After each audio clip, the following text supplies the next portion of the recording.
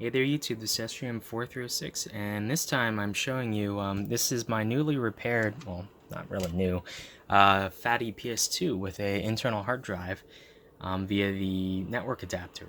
Now what I'm going to do is be FreeMic booting this so that I can run soft mods and run games off the internal drive.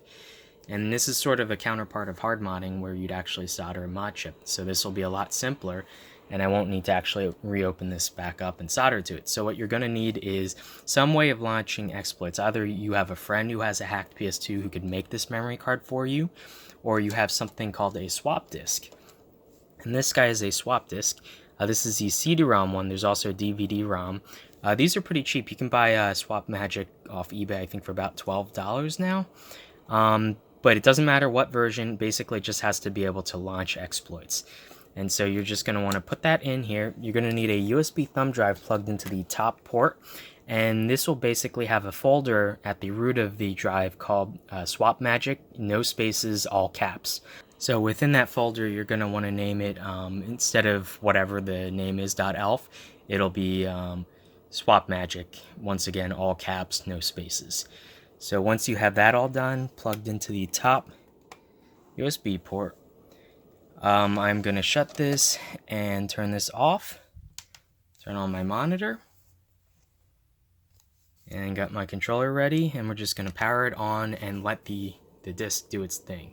So what it's going to end up doing is, because it detects that there's a USB drive plugged in with the correct file within the correct location with the correct naming scheme, it's going to go ahead and auto-load that. So this will take a little while for it to come up on the menu and to read the file, so I'm just going to skip past this. Okay, so it's booted up, and give it a second, and you can see it's flashing the drive. It'll freak out, and then it loads the free MC boot menu.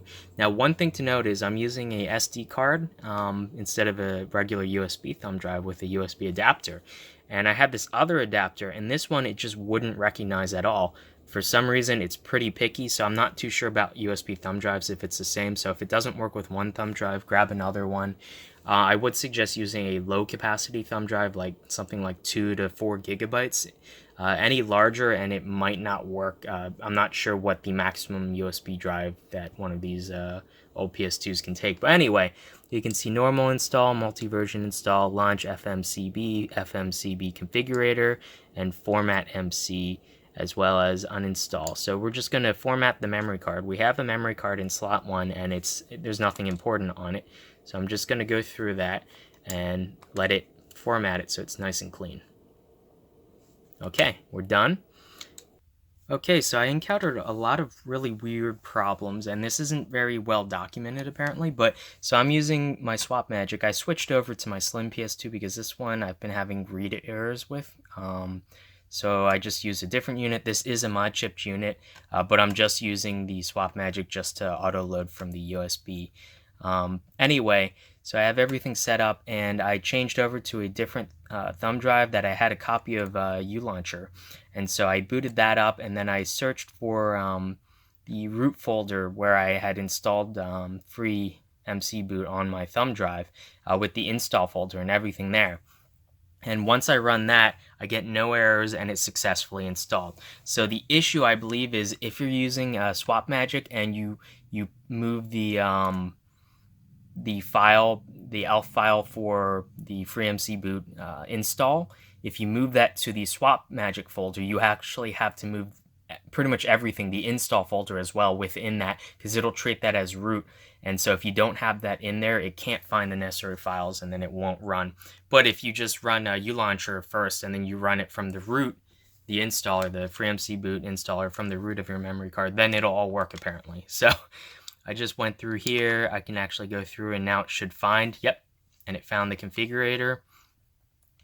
And so everything is all good. Select buttons, layout.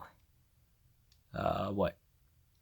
I do want to do X. Okay, there we go. And it actually finds the configurator and everything.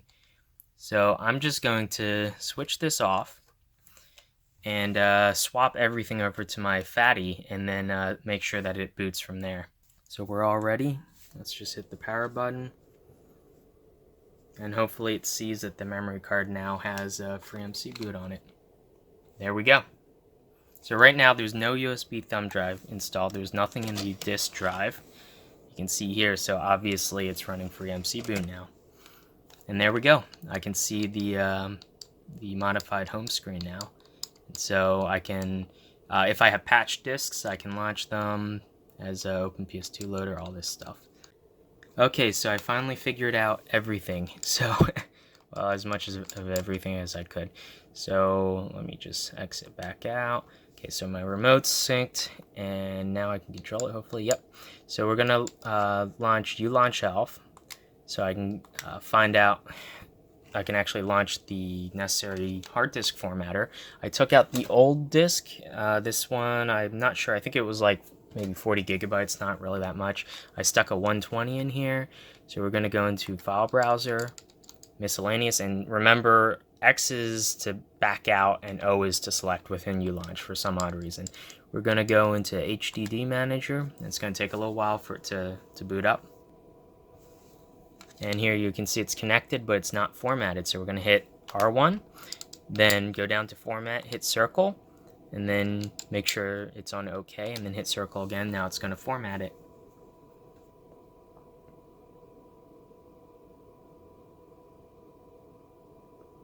Okay, hard drive formatted. It's reading it, and now you can see it is booted. And yeah, we have 114 gigabytes left. So we're just gonna hit exit, and I'm gonna turn off the system. We're gonna turn it back on. Once it boots, we're gonna relaunch ulaunch elf, and then launch HD loader. I'm gonna go file browser. This time we're gonna go to the mass storage device or thumb drive, and we are going to go into PS2 elves. This is on my thumb drive specifically. We are going to load, I'm going to see, we had 2 files I downloaded online. I'm going to try to do CHD. Not sure what the difference between the two is. Okay, so it can see the hard drive, definitely. Is there a way I can put a disk in and it will give me an option of ripping it, maybe? Here I have a copy of Final Fantasy 12. Is there anything at all I can do? Some very small text there. I don't know what's going on. Insert. Oh, okay, so I was playing around with the thumbsticks, and then I saw it popped up. It said install, and it says insert CD DVD, and I just did. So let's see if it'll rip a game. Insert a name. Okay, there we go. And there we go. It says it's ripping. It's going to take 27 minutes, and yeah, this is going to take a while. It says 3 gigabytes. So yeah, it's copying the game right now, so I'm just going to let this run. I know I could load this much quicker over Ethernet, or if I had an IDE to USB adapter, just use a Windows program that they have available, WinHip I think it's called, to manually load the game. But I have all these disks, and this will actually be a good test if the internal laser is fully working on this unit. But yeah, we're gonna just let this load, and then once it's loaded to the hard drive, we can actually go over to Open PS2 Loader and use that to actually play the game, since the interface, I prefer that to whatever the heck is going on here. Anyway, I'll meet you back after this is done ripping.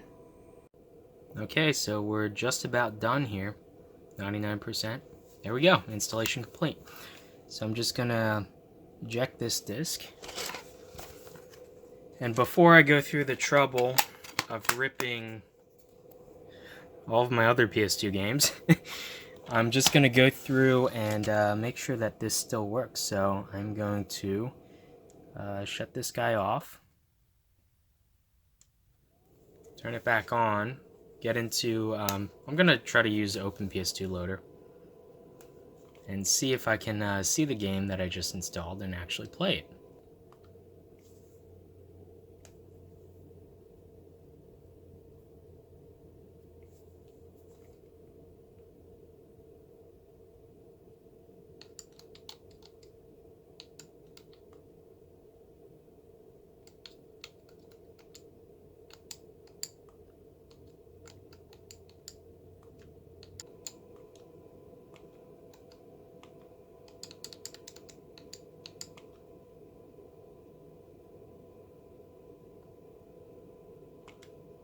Okay, so we're all rebooted. Sorry about the time delay. I actually had to film this later. So we just got done configuring Open PS2 Loader, and I rebooted the system. So let's just reopen it now, and it should recognize I've gone through and I've already ripped all my games, nearly all my games actually. With the exception of my sealed games. I've ordered a USB cable to IDE, and I'm going to manually load those on so I don't have to open my sealed copies. But anyway, you can see here a number of my games are already pre-ripped and good to go. So let's just load, you know what? Let's just load Castlevania Curse of Darkness. It's going to flash crazy colors. That's sort of what FMCB does or whatever. I think that's something similar. ESR Patcher does that too. But yeah, it's not going to find anything on my memory card because I just wiped it before I installed FMCB. Anyway, yeah, you can see it all works. So yeah, if you guys want to do this mod, this isn't an exact, installation instruction. I realize there's a lot that is missing, and the way that everyone configures their thumb drives, the way that everyone installs, gets their files from online or whatever. If they get different revisions, it's going to be slightly different. So the important thing to note here is the general process of first off installing FMCB onto a memory card, and then finally how to actually use HD Loader to rip your images and Open PS2 Loader to actually play the games. Now the really cool thing is this unit is completely stock now. Still, I haven't done any physical mods to it, and if I remove this memory card, if I did the multi-install, if I remove this memory card, I believe I can just take this and put it into any one of my other PS2s, even if they're stock, not hacked, and it will run FMCB on them as well. So basically, the hack is the memory card right now. It has nothing to do with the physical operation or the hard drive or anything in the PS2, which is really cool. But anyway, yeah, hopefully you guys enjoyed the video, and sorry the disjointedness of this video. I was actually relearning most of this as well because it's been a good probably 10 or 15 nearly years since I actually played with hacking and modding PS2s.